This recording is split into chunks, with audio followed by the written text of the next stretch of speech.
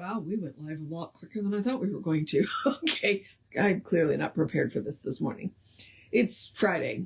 It's been a short week, but a busy week, and I'm tired. Also, I'm getting used to a new dinner with the fam day, so that throws me off. And then we were going to go to the movie on Tuesday, but all the seats sold, so we didn't. So we went last night. So, I don't even know what day of the week it is, other than I know it's Friday. I only know it's Friday because I turned my alarm off. Friday is rest day. And it's a good thing it's a rest day because apparently it's raining now. So, which is probably why I woke up with that weather headache. All right. This is what we are here for. Instead of, you're not here to listen to me complain. That's just what's going on. Which, by the way, when I say I went to the movie, I want to see Lilo and Stitch, but that's the movie that all the tickets sold. And so, and it was again the same thing on last night. So we ended up going to see The Karate Kid. Now, I was not excited about seeing The Karate Kid because I remember the original too. Because I did see the original one probably in the theater. And I just remember watching this kid get bullied the entire movie. And I'm like, I don't want to go and watch a kid get bullied the entire movie. That's not what this movie is about. So, yeah, it was so much better than I thought it was going to be. And don't get me wrong, there's a little bit of bullying because, it's the Karate Kid and it's part of their brand. But it's about way more than that. It's about so much more than that. It's actually a really good movie. So I would say go see it. Okay. But we are doing Living Science of Mind, so let's do the housekeeping. And the housekeeping is just me reminding you we are Creative Life Spiritual Center. The website is creativelife.org. The constant contact email is info@creativelife.org. That gets you one email a week unless something unusual happens. The hot links are hot. It's a blind CC. Nobody else is going to get your email. And I think that's it. Kind of ripped through those kind of fast this morning. And then the last part is the social media. Here is where I just remind you, we don't monetize the social media. We don't want to deal with the ads any more than you do. So what we ask you to do instead is to engage with our pages. Go like, subscribe, share, follow, comment the pages and the posts, whatever you can based on the platform. And I will remind you that we are Creative Life Spiritual Center or Creative Life Spark, depending on which platform you're on. And I am the Running Rev Ryan on all of the platforms that I am on. So we would appreciate that. Thank you. It bumps us in the algorithms. Okay. I think that's everything. So let's talk about this book, collection of essays from the Take Home Science of Mind course that used to be in the back of the Science of Mind magazine, which you can still get your hands on. They printed it out and bound it, and I think it took 6 books because it was 48 lessons. These are essays that came from that, all but 2 of them. But here's the cool thing. What I think they are is people would write to Ernest, or they would come up to Ernest, or they would call Ernest and say, hey, tell me more about this. So he did. The book description online says that this is Ernest Holmes' commentary on his seminal work of the Science of Mind text, which I also think. It's where people read the text and went, I would like more information about this. So the tone is different. It's more one-on-one. It's more Ernest talking directly to you. And I love it. And I hope you are too. So the title today is Thought, Feeling, and Emotion. May I start the discussion of the subject by interjecting a personal opinion, which is good because I do it all the time. And one which I quite frankly admit may be wrong. ? It is for you to judge. I believe that the heart of the universe, the essence of reality or God, the living spirit, is of the essence of pure feeling. I believe that feeling is back of every creative impulse, whether in God or people. This feeling in human beings, and to some degree in animals, breaks down into what we call the emotions. I think that feeling is a fundamental essence in the universe. It is a part of the nature of reality. Our emotions are this original feeling flowing through us as the universe individualizes itself in us. There cannot be anything true about the individual unless it is first true about the universe. By the same token, anything that is true about the universe must be true about the individual, for the individual is a microcosm within a macrocosm, or a little world within a big world, and as we state the proposition, an individualized center in the creative consciousness of God. In psychiatry and psychosomatic medicine, I'm curious, we don't use the term psychosomatic medicine anymore, so I wonder, I'd be curious to know what that means. I may Google it. If I Google it, I'll put a link in the video. Okay, so hang on, let me back up. In psychiatry and psychosomatic medicine, it is believed that there is a definite, fundamental, irrepressible emotion or feeling back of everything, an urge to flow through everything creatively. This has been called the libido, or the emotional craving back of all things towards self-expression, the repression of which leads to psychoneurosis. Okay, totally true. Totally true. There's good science to back that up. And people get libido, they when people say libido, they're like, oh, that's about sex. Yes and no. It's not just about sex. Part of libido is feeling the sun on your face. Like if you walk out and and stand in the sunshine with the sun on your face. Now I don't recommend doing it between 10 and 2, but like first thing in the morning, especially in the cooler weather, and it's not an enjoyable experience. Something's going on. Something is going on. The feeling of petting a cat. Like I was holding one of my cats, and pet owners know exactly what I'm talking about. We can't help but bury our nose in their fur. Cats and dogs. And this morning my cat smelled like maple syrup, and I'm like, why does my cat smell like maple syrup? But I kept sticking my nose in his face. That's part of libido. It's part of the enjoyment of life. And if you are not enjoying little things like that, something's going on. And it's really important to go and have that checked out, and there's a variety of resources to check that out. Okay. And I was talking to a friend of mine.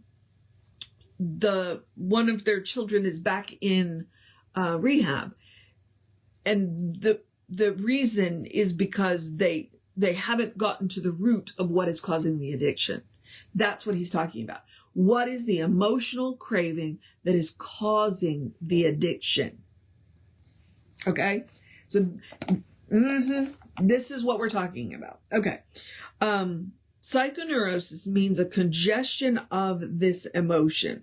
That there is such a feeling back of everything, I do not doubt. And whether we call it the libido or the urge makes no difference. Tomato, tomato. There is an emotional craving for self-expression back of everything. And when it is repressed, it does lead to trouble, and pretty serious trouble. That's what I'm talking about. Perhaps a large percent of all our troubles.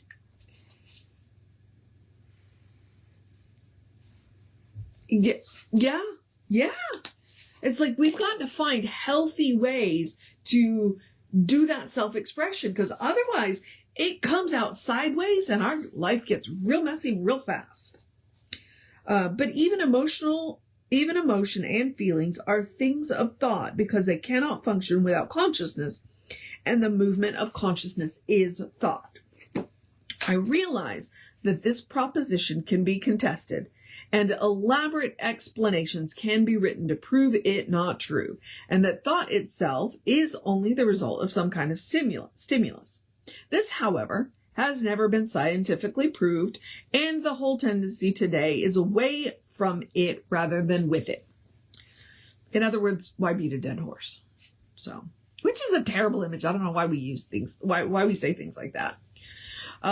As far as we are concerned, then we shall assume that there is a thinker, an ego, an entity, a person, and that behind them is an irresistible impulsion to express life. In a certain sense, they must live or die. They must create or perish. They must express life, or life-seeking expression through them will flow back inside of them. There will then be pressure from within out and a pressure from without in. It is in this inner or between point that unconscious conflicts occur. Okay. If we can accept the proposition that feeling and emotion are certain ways of thinking and actually reduce them to thought or mind in action, then we can see how it is that thought can change them. As a matter of fact, this is what psychiatry and spiritual and mental counseling do.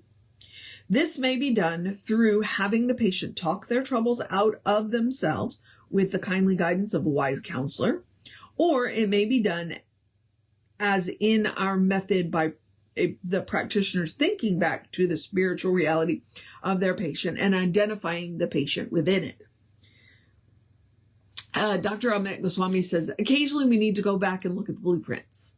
Read The Quantum Doctor. It's interesting. Okay. And I have been in and out of therapy. Including the last time I did it was I used an app on my phone. So it was like texting back and forth with a therapist. And it was really interesting and very, very, very helpful because I needed to think some things through. And so the counselor asked me pointed questions and I would write essay answers that allowed me to think about what it was that was actually going on. And it helped. Only took a week. Okay. The results will be the same, except that in ordinary counseling, the logical implications of the spiritual nature of the patient are not emphasized. But if we are rooted in this deep reality, which we know we must be, it follows that our thought should reach back, even through the feelings and the emotion, to reality itself. In the Eastern method, true healing can only occur if you treat the mind, or if you treat the body, the mind, and the spirit or soul, whichever word you want to use. They do all three. And I think that's what's lacking in Western medicine. Okay. We recognize, but why is it lacking in Western medicine? Because a lot of Western religion is busy telling us how bad and sinful and wrong we are. Therefore, it's not helpful for healing the spirit when the body is. And frequently, what's wrong with the body started up here anyway. Okay. Or with this, that's what he's talking about. I could just, that's one of my soapboxes. It's one of my soapboxes. Okay. Let's get back to Ernest. We got a few paragraphs left. We recognize that we cannot do this by the intellect alone.